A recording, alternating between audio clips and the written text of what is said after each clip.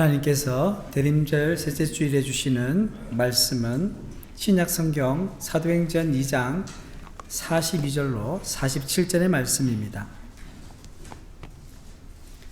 신약성경 190면쯤에 있습니다. 사도행전 2장 42절로 47절의 말씀을 한 절씩 교독하겠습니다. 그들이 사도의 가르침을 받아 서로 교제하고 떡을 떼며 오로지 기도하기를 힘쓰니라.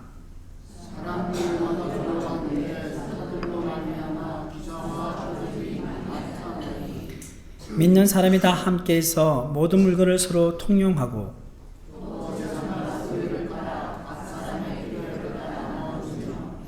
날마다 마음을 같이하여 성전에 모이기를 힘쓰고 집에서 떡을 떼며 기쁨과 순전한 마음으로 음식을 먹고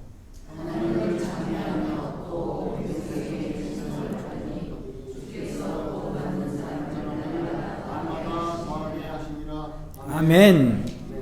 할렐루야. 평화의 왕으로 오신 예수님의 은혜가 우리 성도님들 가운데 있기를 축복합니다. 저는 인터넷 뉴스에서 영국 정부에는 외로운 부가 있다 라는 기사를 읽은 적이 있습니다. 외로운 부. 우리나라의 정부에 보면 기획재정부, 교육부, 또 문화체육관광부, 보건복지부 이런 부처가 있지 않습니까? 영국에도 그런 부처들이 쫙 있는데 외로운 부, The Ministry of Loneliness 가 있다고 합니다. 그 기사 내용은요, 영국 정부가 2018년 1월에 외로운 부를 설립하게 된 배경이 우울증, 고독, 분노 같은 마음의 질병이 단지 개인적인 문제가 아닌 사회 문제라는 강한 인식 때문이라고 합니다. 그래서 개인의 고독과 고립의 문제를 정부와 지역사회가 함께 책임지고 해결해 가야 한다고 했습니다. 여러분, 이것이 영국만의 문제일까요? 과연 우리나라는 괜찮을까요? 2022년에 우리나라의 한 설문조사기관 리서치 회사인 엠브레인에서 성인 남녀 1,000명을 대상으로 평소 일상생활에서 느끼는 외로움에 대해서 조사를 했다고 합니다. 당신은 평소에 외로움을 느끼느냐? 는 질문에 절반 이상인 55%가 그렇게 느낀다고 대답을 했습니다. 또 사회 전반적으로 사람들이 느끼는 외로움의 수준에 대한 질문에는 국민 88%가 사회 전반적으로 외로움을 느끼는 사람이 많다라고 대답을 했습니다. 외로움은 이제 개인적인 문제가 아니라 사회 문제가 되었습니다. 그렇다면 예수님을 믿는 우리는 과연 외로움에서 자유롭습니까? 2024년에 목회 데이트 연구소에서 한국 개신교인의 외로움에 대한 설문조사를 했습니다. 그 결과를 보면 일반 국민의 외로움 수준이 54%이고 개신교인의 외로움 수준은 몇 프로일까요? 46%였습니다. 개신교인의 외로움 수준이 일반 국민보다 낮은 수치이지만 개신교인도 절반 가까이 외로움을 느낀다고 나타났습니다. 그리고 개신교인 중에 교회 안에서 외로움을 느끼는 비율이 몇 프로일까요? 36%. 3명 중에 1명 이상이 교회에서도 외로움을 호소하고 있습니다. 한 걸음 더 나아가서 성도에게 어떤 상황에서 외로움을 느끼느냐 물은 질문에는 절반 가까이인 46%가 마음을 터놓고 이야기할 사람이 없을 때라고 대답을 했습니다. 이 조사에서 주목할 점이 있습니다. 그것은 교회 내 소그룹 모임에 구역 모임, 목장 모임, 사랑방 모임이 있잖아요. 그런 소그룹 모임에 잘 참여하지 않는 성도가 소그룹 모임에 잘 참여하는 성도보다 외로움을 느끼는 비율이 2배나 높다고 합니다. 이는 교회 내의 성도들의 신앙생활에서 소그룹을 통한 교제가 얼마나 중요한지를 단적으로 보여주는 예입니다. 자, 오늘은 우리가 꿈꾸는 교회 시리즈 설교 네 번째 제목이 뭡니까? 교제 공동체입니다. 부제가 뭐죠? 여기 한번 보시고, 부제가 뭐죠? 부제. 교제 공동체 다음에 나오는 게 소그룹을 통해 가족같이 사귐이 있는 교회. 잘 한번 보이십니까? 한번 따라 합시다. 소그룹을 통해 가족같이 사귐이 있는 교회. 예, 또 교회 비전 도표를 한번 보시면요. 자, 교회 비전 한 번 더 큰 소리로 읽어볼게요. 시작. 사귐의 공동체와 섬김의 공동체로 비상하는 교회. 자, 그래서 우리 교회 비전에 두 축이 있죠. 사귐의 공동체, 선교적 공동체. 사귐의 공동체는 예배 공동체, 그리고 교제 공동체. 선교적 공동체는 섬김 공동체, 생명 공동체. 그 중간에 뭐가 있어요? 교육 공동체와 양육 공동체가 있습니다. 이 둘은 이 사귐의 공동체와 성교적 공동체가 접하는 부분이 있습니다. 자, 항상 이 이미지를 가지고 우리가 기도했으면 좋겠는데요.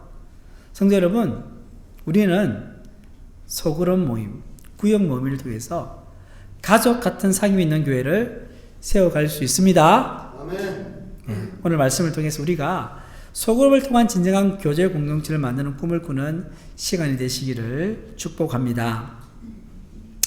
조금 전에 언급한 설문조사의 결과처럼 하나님을 믿으면서 그와 같이 외로움을 느끼고 산다면 아마 참 불행한 일입니다. 이는 신앙생활에서 뭔가 중요한 것이 빠졌다고 볼 수 있습니다. 뭐가 빠졌나요? 우리 교회 비전에 보면 사귐이 빠진 거예요. 사귐. 자, 교회 비전이 사귐의 공동체인데 이 사귐과 이 선교는 교회의 뭐라고 했죠? 본질입니다. 본질. 사귐과 선교는 교회의 본질입니다. 사귐은 헬라어로 코이노이나라고 했습니다. 서로 교제하는 것이며 서로의 삶에 동참하고 참여하는 것이라고 말씀드렸습니다. 하나님과의 사귐이 예배라면 성도와의 사귐은 교제입니다. 이 교제는 단순히 서로 재미있게 노는 것만 아니라 서로의 삶에 동참하고 참여하는 것입니다. 이는 서로의 삶에 관심을 가지고 기쁠 때나 슬플 때나 함께하는 것을 의미합니다. 로마서 12장 15절 말씀 함께 읽어볼게요. 시작. 즐거워하는 자들과 함께 즐거워하고 우는 자들과 함께 울라. 성도 여러분, 이 말씀을 들으니까 어떤 느낌이 드십니까? 즐거워하는 자들과 함께 즐거워한다. 우는 자들과 함께 운다. 이런 일이 일상처럼 벌어지는 공동체는 어떤 공동체일까요? 그것은 하나님께서 만드신 가족일 것입니다. 가족은 부부가 사랑으로 하나 되어 피를 나눈 형제 자매가 모인 공동체입니다.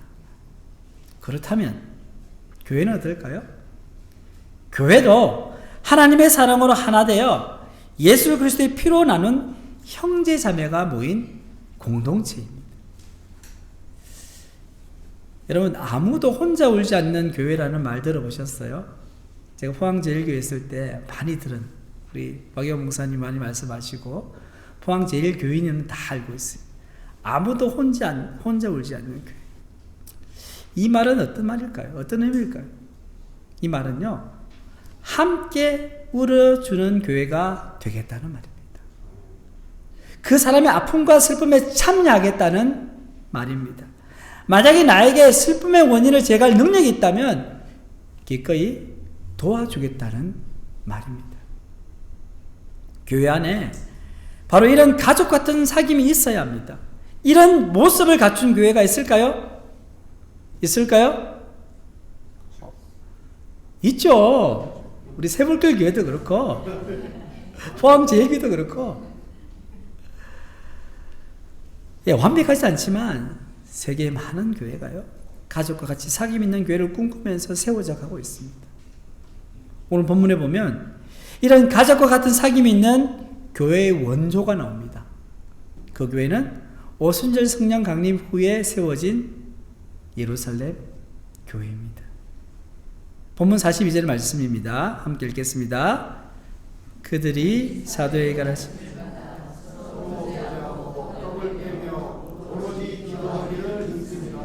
자, 여기 보면 그들이 있죠.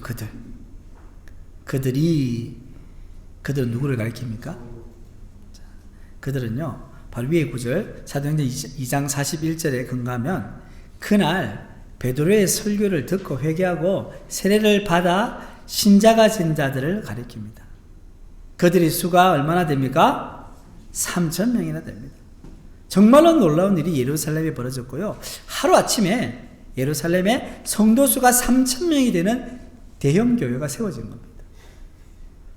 본문 42절에 보면 베드로를 비롯한 사도들이 어떻게 그 많은 성도들을 목회했는지를 구체적으로 보여주고 있습니다. 자, 이것은 우리 교회가 본받아야 할 중요한 목회의 원리입니다. 본문 42절을 다시 보시면 그들이 사도의 가르침을 받아 서로 교제하고 떡을 떼며 오로지 기도하기를 힘쓰니라 말씀합니다. 자, 힘쓴다고 했는데요. 무엇을 힘쓰나요? 기도하기를 힘쓴다 했는데요. 기도만 열심히 하면 됩니까? 아닙니다.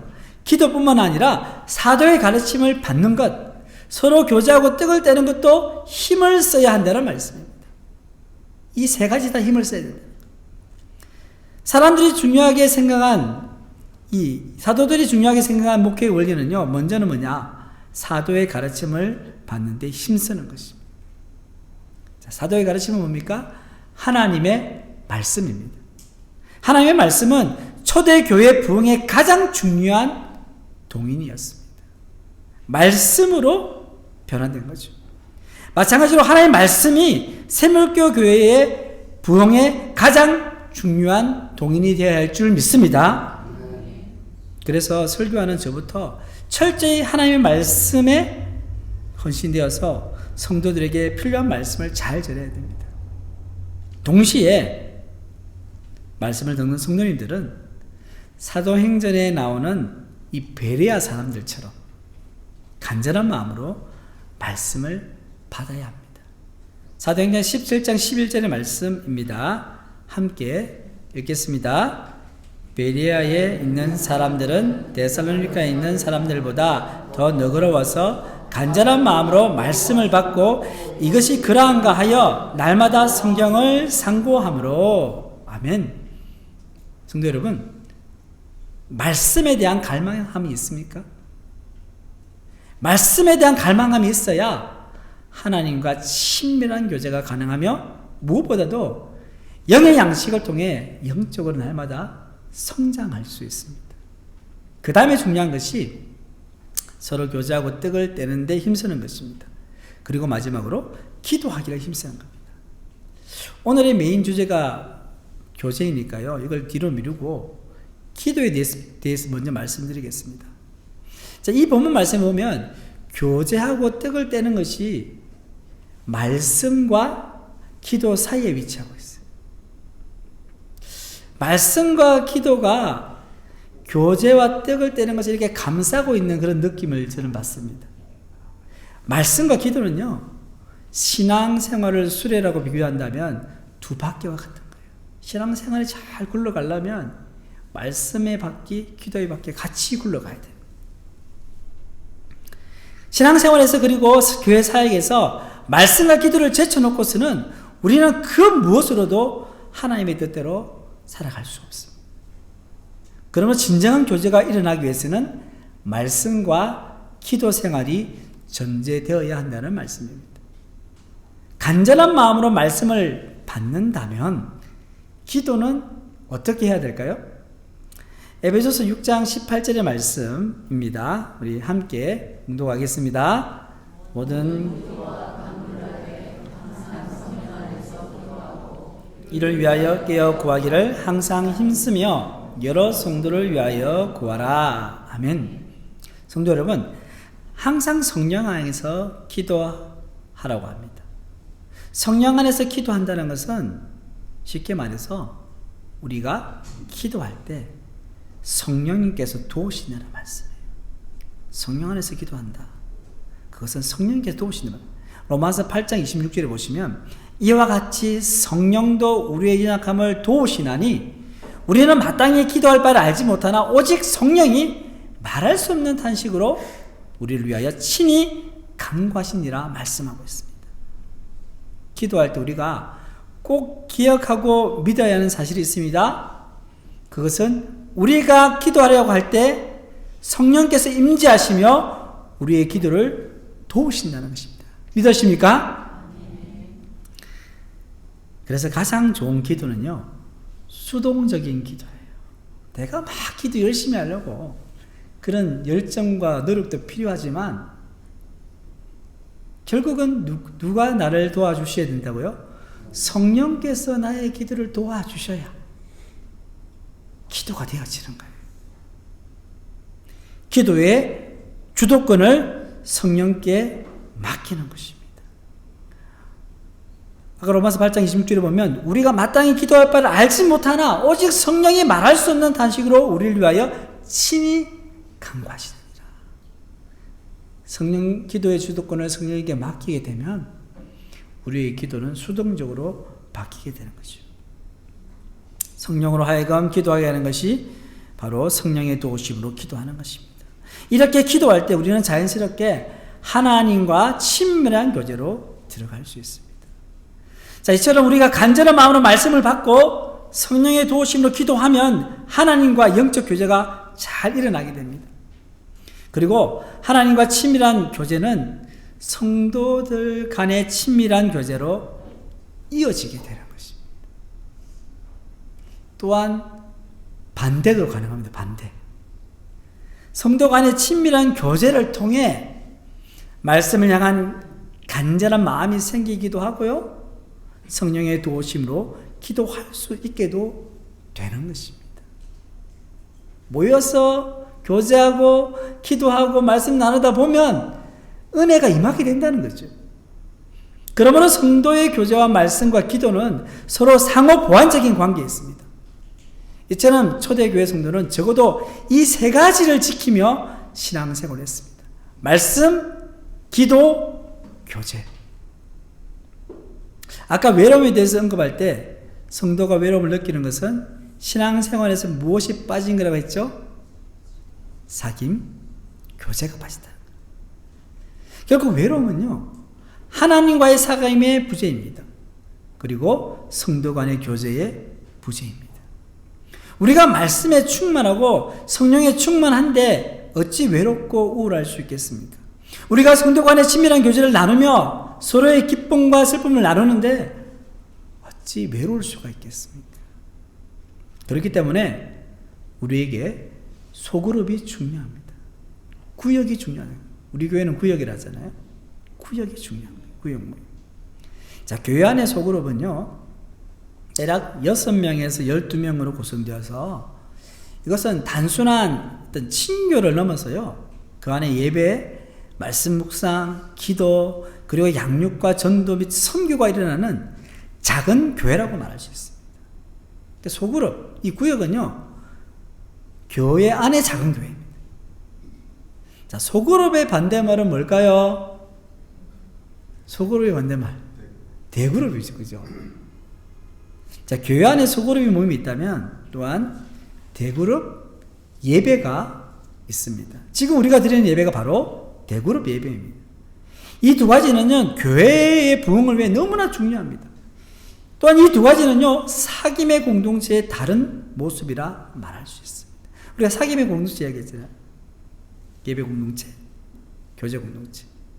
예배 공동체는 대그룹의 예배, 교제 공동체는 소그룹 모임을 이야기합니다. 그래서 대그룹 예배와 소그룹 모임은 교회가 선교적 사명을 감당하는데 원동력을 제공합니다. 본문 46절의 말씀을 함께 읽겠습니다. 날마다 마음을 같이하여 떡을 떼며 기쁨과 순전한 마음으로 음식을 먹고 아멘. 자, 여기 보시면 성전에 모이기를 힘쓴다고 했습니다. 이것은 대그룹 예배에 열심을 내어 참석한다는 말입니다. 반면에 집에서 떡을 떼며, 집은 작잖아요, 그죠? 소그룹 모임을 열심히 했다는 말입니다. 이처럼 초대교회 성도들은요, 대그룹 예배와 소그룹 모임에 헌신되어 있었습니다. 이 두 가지를 꼭 붙잡고 갔다는 거예요. 성전에 모이기를 힘쓰고 집에서 떡을 떼며 기쁨과 순전한 마음으로 음식을 먹었다고 했다. 대그룹 예배는 모든 성도가 함께 하나님을 찬양하고 말씀을 들으며 공동체의 정체성을 강화시키는 유익이 있습니다. 오늘 우리 새물교회 찬양팀이 얼마나 열정적으로 은혜롭게 찬양을 하는지요. 우리가 새물교회 교회라는 성도로서의 정체성을 가지는 거예요. 자, 그리고 소그룹 모임은 서로의 삶을 나누며 사랑으로 섬기고 격려할 수 있는 유익이 있습니다. 주일 예배만 드리고 성도의 계절을 가지지 못하면 신앙생활에서 아주 중요한 부분을 놓치는 것입니다. 우리 교회는 작은 교회이기 때문에 예배 마치고 함께 식사만 같이 해도 적잖은 교제를 나눌 수 있습니다. 그래서 저는 우리 교회 주일 오찬 교제 시간이 너무나도 좋습니다.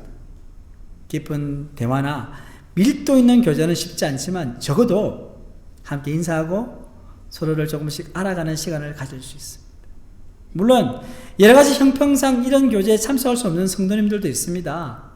저는 그분들의 형편을 충분히 이해하고 함께 교제할 수 있는 시간을 가질 수 있도록 다양한 방법으로 노력할 것입니다. 이렇게 말씀드리는 것은 성도의 교제가 개인의 신앙 성장뿐만 아니라 교회 부흥과 긴밀한 관계를 가지고 있기 때문에 강조하는 것입니다. 그래서 저는 담임 목사로서 지금 우리 교회가 하는 교제도 좋지만, 좋아요, 너무 좋아요. 한 걸음 더 나가서 소그룹 모임을 통해서 더 친밀한 교제를 나누며 최종적으로는 이 소그룹이 구역이 작은 교회로서의 역할을 감당하면 좋겠습니다. 우리 교회가 교제 공동체로서 소그룹을 통해서 가족과 같은 사귐 있는 교회가 되기 위해서는 먼저 이 소그룹 모임의 비전을 함께 공유하는 것이 중요합니다. 과연 이 소그룹이 뭔가? 이 모임을 하면 뭐가 있냐? 정말 가족 같은 사귐이 있는 소그룹, 이 구역 하루아침에 만들어지지 않습니다. 소그룹도요, 생명체처럼 그 성장 단계가 있습니다. 소그룹의 성장에는 4가지 단계가 있습니다. 이는 마치 어린아이가 유아기, 청소년기, 청년기를 거쳐서 어른이 되기까지 성장 단계를 거치듯이 소그룹 또한 그리스도의 장성한 분량에 이르는 건강한 소그룹이 되기까지는 성장 단계를 거칩니다. 자, 소그룹 성장 단계에 4가지 단계가 있는데, 자, 첫 번째는 뭐죠? 교제 단계. 두 번째는 양육과 훈련 단계. 세 번째는 승진과 봉사 단계. 네 번째는 재생전의 단계입니다. 하나씩 살펴보면요, 소그룹의 첫 번째 성장 단계는요, 교제 단계입니다. 교회에서 소그룹을 시작할 때 나타나는 첫 번째 현상은 뭐냐면요, 소그룹 가족들 간에 교제가 깊어지고 성도들 간의 교제의 폭이 넓어지는 것입니다. 교회에서 소그룹 사역을 시작하면 성도님들의 얼굴이 밝아지고요, 교회 안에 웃음소리가 많아지게 됩니다. 우리 새밀교 교회는 항상 얼굴을 받고 웃음소리가 많아요. 모이면 웃어요. 그만큼 교제가 잘 이루어지고 있다는 증거이죠. 소그룹의 첫 열매는요, 친밀감이에요. 친해지는 거예요. 그러나 소그룹이 언제나 교제 단계에만 머물러 있어서는 안 됩니다. 이 단계에만 머물러 있는 것은 소위 이 변화산상에서 베드로가 여기가 좋사오니, 그죠? 여기가 좋사오니지요. 그걸 변화산 신드롬이라고 한대요. 그냥 우리끼리 좋은 거예요, 그냥. 그래서 목회자는요, 소그룹을 시작한 후에는 어느 정도 교제가 잘 이루어지고 있다고 판단되면 이제 다음 단계로 이렇게 넘어가야 되는 거예요. 힘들어도. 두 번째 소그룹 성장 단계는 뭡니까? 양육과 훈련 단계입니다. 소그룹이 건강해지고 역동적으로 가기 위해서는요, 소그룹 멤버들은 양육하고 훈련에 동참해야 돼요. 기본적으로 말씀과 기도 훈련, 그리고 다양한 주제와 프로그램으로 영적인 양육을 받고 교회에서나 그리고 일상생활에서 예수님의 제자로 훈련이 되어져야 합니다. 세 번째 소그룹의 성장 단계는 섬김과 봉사 단계입니다. 이 땅에서 평생 양육과 훈련만 받는다면 주님 앞에 설 때 결단코 잘했다 칭찬받지 못할 것입니다. 우리의 관심은 어떻게 건강한 소그룹을 세워가는 것입니다. 그냥 모여서 그냥 우리끼리 잘 되는 게 아니라요. 그래서 소그룹은 양육과 훈련만 아니라 소그룹은 예수 그리스도를 주로 믿어 형제와 자매된 자들이 모인 영적 가족 모임이기 때문에 우리는 이 성경 공부나 이런 모임, 교제 모임 외에도 다양한 섬김과 봉사활동을 할 수 있어야 됩니다. 열심히 성경 공부를 하고 양육 훈련을 받은 목적이 뭡니까? 그리스도의 손과 발이 되어 교회를 섬기고 이웃을 잘 섬기려는 것입니다.